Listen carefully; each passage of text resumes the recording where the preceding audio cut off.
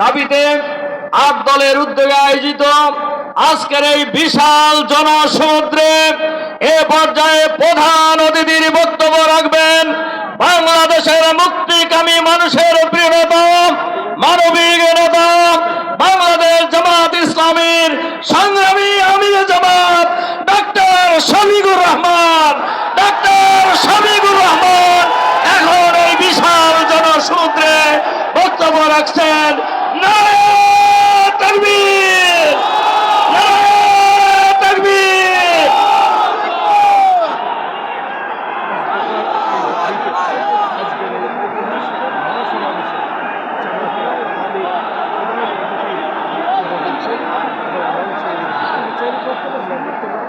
আসসালামু আলাইকুম ওয়া রাহমাতুল্লাহ। সমুদ্র এই এলাকাটি আজকে ঐতিহাসিক পল্টন মোড়ে জনতার সমুদ্র, জনতার ঢল, বাংলাদেশের মুক্তিকামী জনতার কণ্ঠস্বর। 8টি বিশিষ্ট রাজনৈতিক দল আয়োজিত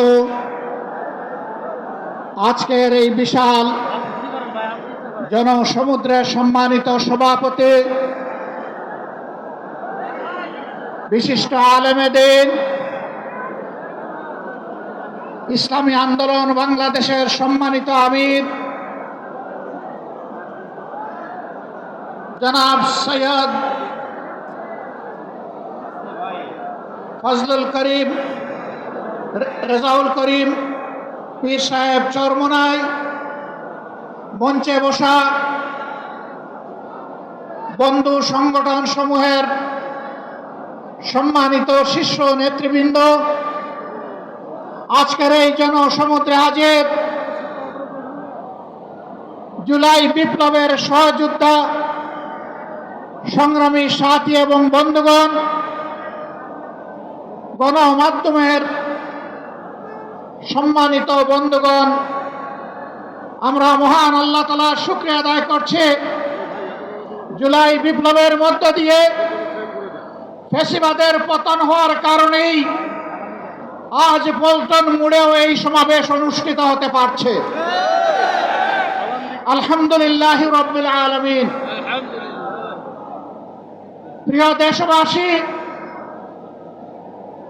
আসরের নামাজের সময় আসন্ন হয়, আমি খুব সংক্ষেপে 2-1টি কথা বলেই সভাপতি সাহেবকে আমরা তার বক্তব্য প্রদান করার জন্য আহ্বান জানাবো ইনশাআল্লাহ। আমাদের দাবি খুব বেশি নয়, অস্পষ্ট নয়, দাবি কম, খুবই সুস্পষ্ট। 1 নম্বর দাবি হচ্ছে জুলাই বিপ্লবকে স্বীকৃতি দিতে হবে। যারা জুলাই বিপ্লব মানবেন না তাদের জন্য 26 সালে কোনো নির্বাচন নাই। 26-এর নির্বাচন দেখতে হলে আগে জুলাই বিপ্লবের স্বীকৃতি লাগবে। আর জুলাই বিপ্লবের স্বীকৃতি দিতে হলে জুলাই সনদের আইনি ভিত্তি দিতেই হবে। এই আইনি ভিত্তি ছাড়া কোনো নির্বাচন অনুষ্ঠান হওয়ার কোনো সম্ভাবনা নেই। কখন হবে এই আইনি ভিত্তির গোড়াপত্তন?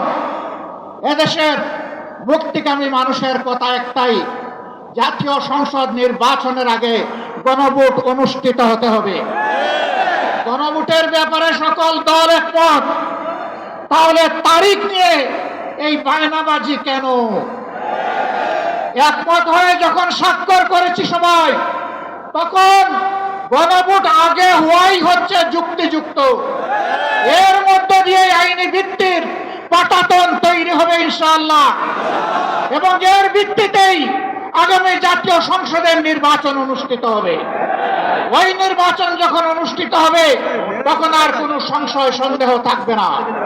আমরা চাই আগামী ফেব্রুয়ারিতে রোজার আগেই জাতীয় সংসদ নির্বাচন অনুষ্ঠিত হোক। এইটা নিয়ে কেউ গুমরাজাল সৃষ্টি করার পায়তারা চালাবেন না, উদুর পিণ্ডি মুদির গায়ে ফেলবেন না। আমরা জাতীয় ঐক্যমত কমিশনে গিয়ে সকল দল আমাদের মতামত দিয়েছি। এই 8 দলের পক্ষ থেকে ডজন খানেক নোট অফ ডিসেন্ট আমরা দেই নাই। আমরা প্রস্তাবনা রাখলে যৌক্তিক মনে করে সেখানে আলাপ আলোচনায় আমরা ইতিবাচক মত দিয়েছি। এরপরে সংখ্যাগরিষ্ঠ দলের মতামতের ভিত্তিতে একটা চার্টার তৈরি হয়েছে। এটি হচ্ছে গণতন্ত্রের কথা, যে সংখ্যাগরিষ্ঠ যা বলবে বাকিরা তাই মেনে নেবে। কিন্তু আমরা দেখলাম না, কেউ কেউ তা মেনে নিতে রাজি নন। জুলাই সনদেই যদি আপনি গণতন্ত্রের প্রতি শ্রদ্ধা না দেখান, জাতীয় নির্বাচনে আপনি শ্রদ্ধা দেখাবেন কিভাবে? এই জায়গায় আসতে হবে। সকল বায়না ভুলে যান। জুলাই শহীদের রক্তের প্রতি সম্মান দেখান। জুলাইয়ে যারা লড়াই করেছে বুক চাপ করে, যারা পঙ্গু আহত হয়ে এখনো দুঃখে দুঃখে কষ্ট করছে, মেহরবানি করে তাদের মুখের ভাষা বোঝার চেষ্টা করুন। আমার ভাই আল্লামা মামুনুল হক সাহেব বলেছেন, লড়াই করে ফ্যাসিবাদ বিদায় করেছি, লড়াই করে জনগণের দাবি আদায় করব। আমি স্পষ্ট ভাষায় বলতে চাই, কোনো দলের নয়, জনতার বিজয় হবে ইনশাআল্লাহ। জনতা কি চায় কান পেতে শোনার চেষ্টা করুন। যদি এই ভাষা বুঝতে ব্যস্ত হন, তাহলে নিজের পরিণতির জন্য যে বুঝতে ব্যস্ত হবেন তাকে তৈরি থাকতে হবে। আমরা কথা দিচ্ছি বাংলাদেশের জনগণকে, আমাদের সহযোদ্ধারা আমাদের হাতে এনে মুক্তির প্রাথমিক পরিবেশটা উপহার দিয়েছে।